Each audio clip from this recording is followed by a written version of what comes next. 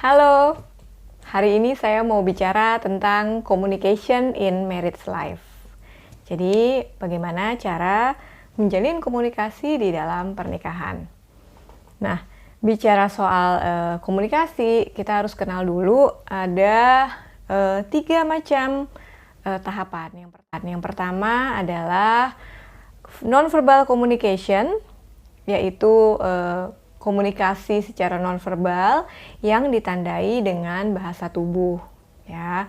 Jadi contohnya misalnya kita marah, kita diem, kemudian kita cuman pakai bahasa tubuh aja gitu kan, atau saat kita senang kita tidak mengungkapkan rasa bahwa kita bahagia atau kita senang, tapi kita cuman pakai gesture gitu ya dengan bahasa tubuh aja. Itu yang nonverbal communication. Yang berikutnya adalah yang verbal communication. Jadi segala sesuatu yang disampaikan secara verbal, komunikasinya verbal. Kita suka, kita tidak suka, atau kita merasa keberatan gitu ya, semua kita sampaikan secara verbal.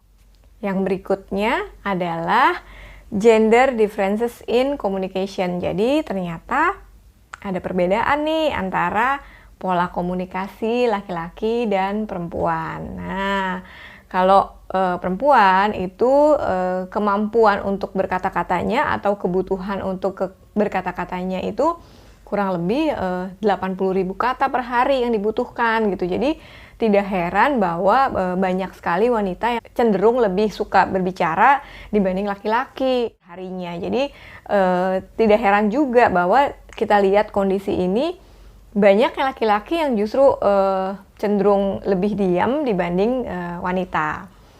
Yang berikutnya adalah masalah dysfunctional communication. Jadi ternyata penyebab utama dari adanya permasalahan di dalam keluarga itu adalah masalah disfungsi secara komunikasi atau komunikasi yang tidak berfungsi sebagaimana mestinya.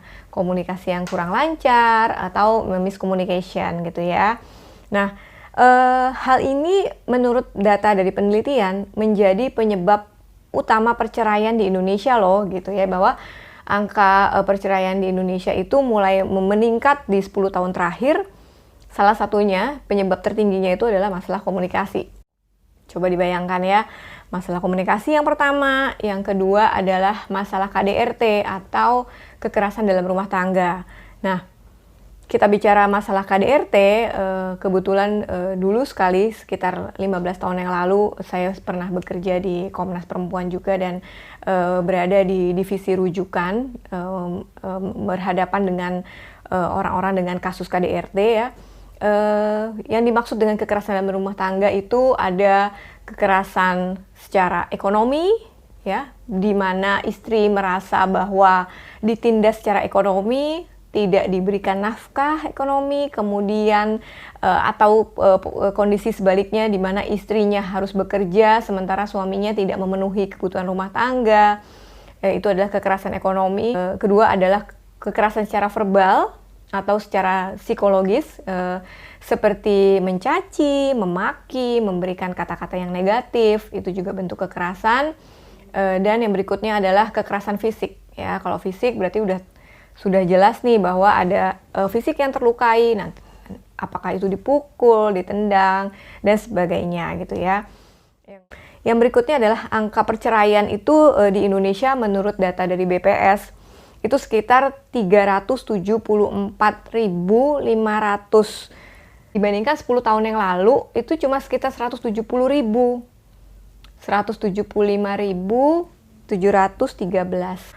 Kebayangkan ya bahwa 10 tahun kemudian, yaitu saat ini itu udah sekitar 374.000 itu per tahun datanya, dan sangat tinggi. Dan kalau kita mengambil data dari masih dari Badan Pusat Statistik bahwa angka perceraian tertinggi di Indonesia ternyata pertama adanya di daerah Jawa Timur ya, sekitar 80.007 kasus per tahun, disusul oleh Jawa Barat sekitar 79.000 kasus per tahun, dan kemudian Jawa Tengah. Dalam komunikasi di pernikahan ini ada 5 love languages by Gary Chapman. Ya, jadi Gary Chapman ini dia melakukan penelitian bahwa Ternyata ada 5 bahasa cinta, 5 love language gitu ya, 5 bahasa cinta yang perlu kita pupuk, yang perlu kita tanamkan sehari-hari di rumah agar tercipta komunikasi yang baik dengan pasangan. Yang pertama adalah quality time ya. Jadi bangunlah quality time dengan pasangan kita, dengan anggota keluarga. Kita bangun quality time bersama-sama. Kemudian yang kedua adalah masalah word of affirmation, bahwa seseorang itu butuh loh untuk diafirmasi, untuk dikuatkan secara verbal. Kita harus menyampaikan.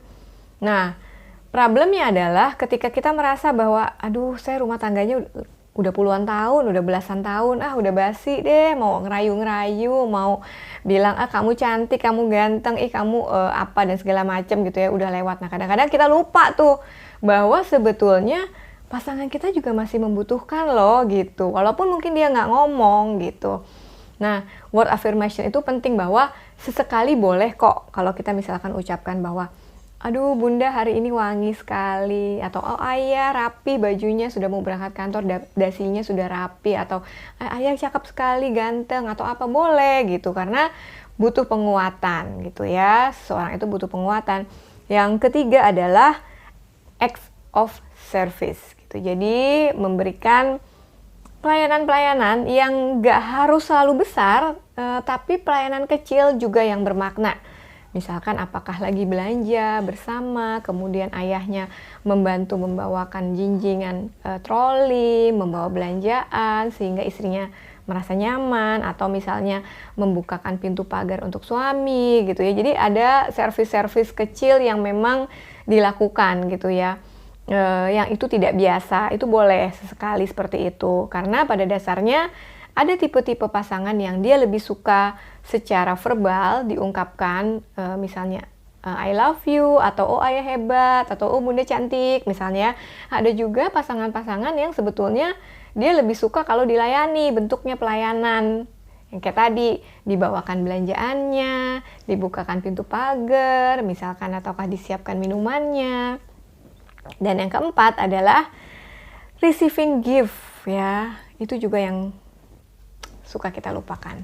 Kadang-kadang kita suka ngerasa bahwa udah lama juga kan berumah tangganya gitu ya, udah lama juga kan, kalau mau apa-apa udah deh beli aja sendiri deh, nggak usah izin bunda atau nggak usah izin ayah, beli aja kan ada uangnya gitu. Nah, kadang-kadang kita lupa tuh receiving gift itu penting, agar kita merasa ada surprise-surprise kecil yang diberikan, entah cuma sebentuk kue kah, atau misalkan di hari-hari tertentu tiba-tiba dikirimkan bunga oleh suaminya atau oleh istrinya gitu. Jadi ada kado-kado yang tidak usah terlalu mahal, tapi paling tidak itu sebagai surprise sesekali gitu ya, sebagai surprise itu boleh.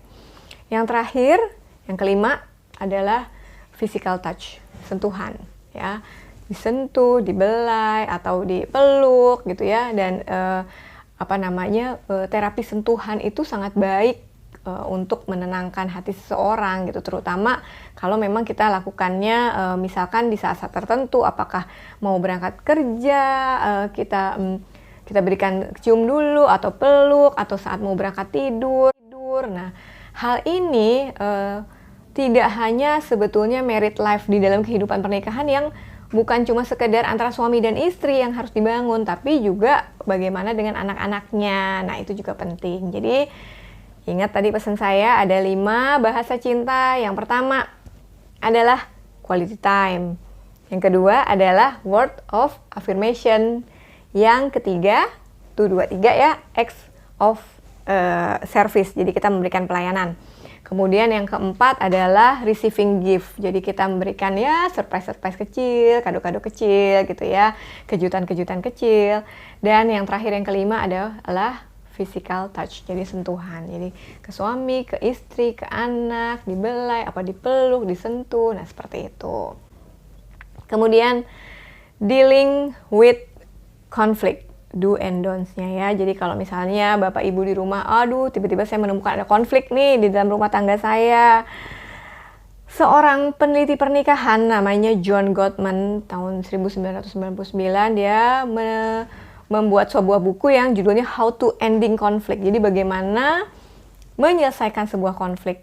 Ya, ini adalah sebuah bentuk marriage research gitu ya, penelitian pernikahan, bahwa ketika kita sedang bermasalah dan memang belum terkunjung selesai, yang pertama bolehlah masing-masing kita cari me time dulu deh, waktu yang nyaman. Kalau memang saya nyamannya di tidak sekamar atau tidak satu tempat tidur dulu gitu ya, atau untuk sementara waktu tidak terlalu bertemu secara sering, tapi tidak juga harus pisah rumah gitu ya, kan kita belum tidak menginginkan secara tahap itu gitu. Paling tidak kita punya me time di ruangan yang berbeda dengan pasangan. Yang kemudian yang kedua adalah domination gitu ya, jangan mendominasi gitu, jangan mendominasi. Kalau kita memang ingin menyelesaikan, yuk kita sama-sama bicaranya baik-baik, kita bisa sampaikan, Bunda mau bicara, Ayah tolong dengarkan, atau sebaliknya, Ayah mau bicara, Bunda tolong dengarkan dulu gitu ya. Jadi pasangan juga akan siap bahwa saya memang posisinya sekarang harus mendengar. Yang ketiga adalah kompromi, harus kompromi. Apa nih? Oke, saya tahu saya ada masalah, saya harus melakukan apa? Salinglah berkompromi. Kemudian harus membuat perjanjian. Yang keempat, agreement. Kita harus membuat perjanjian apa sih yang Ayah sukain dan yang nggak Ayah sukain dari Bunda. Begitupun juga sebaliknya, apa sih yang Bunda sukai dan yang Ayah dan yang Bunda tidak sukai dari Ayah gitu. Jadi saling sama bertanya, saling bisa cross check. Tapi di sesi ini, sesi untuk agreement ini bukan saling untuk menyerang ya. Jangan sampai lagi menjadi misalnya, nah ya itu tuh yang gak suka tuh begini-gini. Tidak, tapi kita sama-sama kepala dingin, kita sama-sama mengungkapkan bahwa maaf Ayah, Bunda gak suka kalau Ayah seperti ini, atau Bunda kurang berkenan, atau sebaliknya Ayah juga mengungkapkan hal yang sama. Jadi hal tersebut tidak dipendam berlarut-larut. Yang terakhir adalah structural improvement, harus melihat segala sesuatunya secara bersama-sama, secara terstruktur, bahwa tujuan dari sebuah pernikahan itu adalah membangun sebuah rumah tangga yang utuh bersama-sama untuk kebahagiaan, bukan cuma untuk kebahagiaan Bunda, bukan juga untuk kebahagiaan Ayah, tapi untuk kebahagiaan kita bersama. Yang kita ingat lagi dulu tujuan pernikahan itu untuk apa. Kita coba ingat lagi dulu apa sih yang membuat kita bahagia. Kita coba ingat-ingat lagi hal yang membuat kita happy bersama pasangan. Hal waktu zaman kita masih susah misalnya ya. Dan kita coba membuang hal-hal yang memang negatif. Artinya hal yang membuat bisa memicu permasalahan terjadi kembali. Oke, Bapak Ibu, sekian dari saya, terima kasih. Jangan lupa untuk subscribe, nyalakan loncengnya supaya ketika saya ada video-video baru, Bapak Ibu bisa langsung tahu ada video baru dari saya. Sampai jumpa, saya dengan psikolog Vinandita Utari. Bye-bye.